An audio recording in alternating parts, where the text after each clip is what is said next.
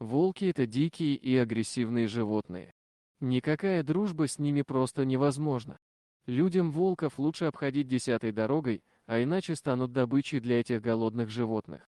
Кажется, что волков вообще очень сложно приручить и держать в домашних условиях.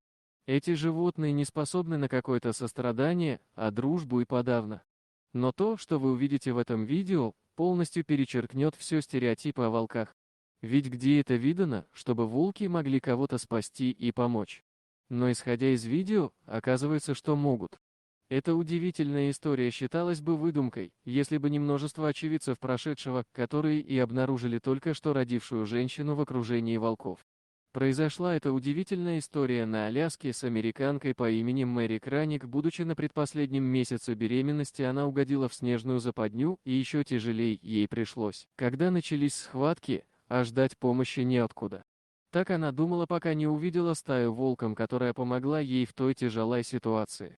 Непостижимо, но один из волков перекусил пуповину, когда малыш появился на свет, второй старательно облизывал его, а остальные грели маленького человека и его мать на протяжении всей холодной, зимней ночи. Мэри признала, если не забота той стаи, ее ребенок просто не выжил бы. Волки были с ней до тех пор, пока не подоспела помощь. На вопрос медиков о том, как она оказалась среди снежной лавины, Краник пояснила. Возвращаясь домой, она попала в сильную метель, машина съехала с шоссе и увязла в сугробе, на данный момент мужа рядом не было. Мэри выбралась из машины, надеясь, что ее подберет попутка, но метель все усиливалась. Отчаявшаяся женщина решила идти к городу пешком. Она с трудом преодолела приблизительно полкилометра, и тут у нее внезапно начались родовые схватки. Боль была настолько сильная, что ей пришлось сойти с дороги, а через мгновение она потеряла сознание. Придя в чувство, Мэри поняла, что ее голова находится на какой-то меховой подушке. Открыв глаза, он поняла, что это волк, и с ним еще 8 собратьев. Поддаваться страху было некогда, поскольку начались схватки. Стая волков окружила ее плотным кольцом так, чтобы ветер не проникал сквозь них. Волчица перегрызла пуповину и вылизала ребенка, а затем потолкнула ребенка к женщине, чтобы та смогла покормить дитя. Остальные волки легли возле женщины и согревали ее своим теплом. Родив малыша, Мэри лишилась всяких сил, она даже не могла взять новорожденного на руки.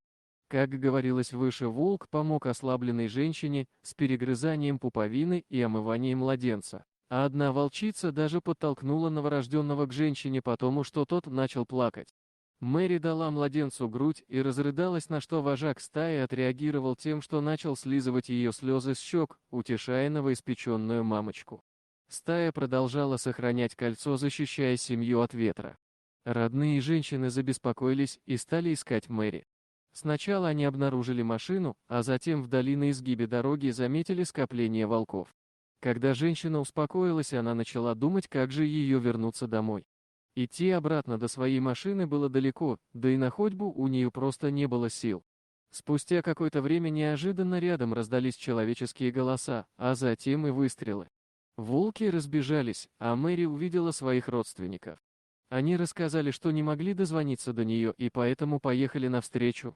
Увидев пустую машину на обочине, они прошли немного пешком и заметили стаю волков. Волки, тем временем, долго стояли вдали и наблюдали за действиями людей. В такое происшествие сложно было бы поверить, если бы не свидетели, видевшие женщину и волков вместе. Но это произошло, и ребенок растет сильный и здоровый, благодаря помощи волков. Все подумали, что произошло что-то страшное, но оказалось, что дикие животные только помогли женщине родить, но и защищали ее от холода, пока за ней не пришли.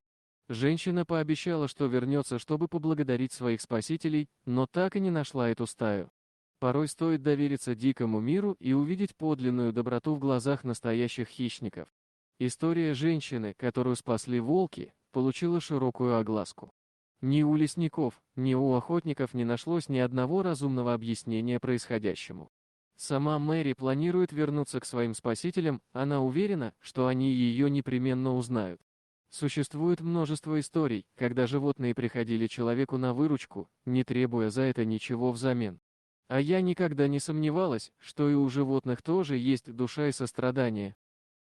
Дорогие друзья, если вам понравилось видео, поставьте лайк, А также подписывайтесь на канал, где найдете еще много интересного.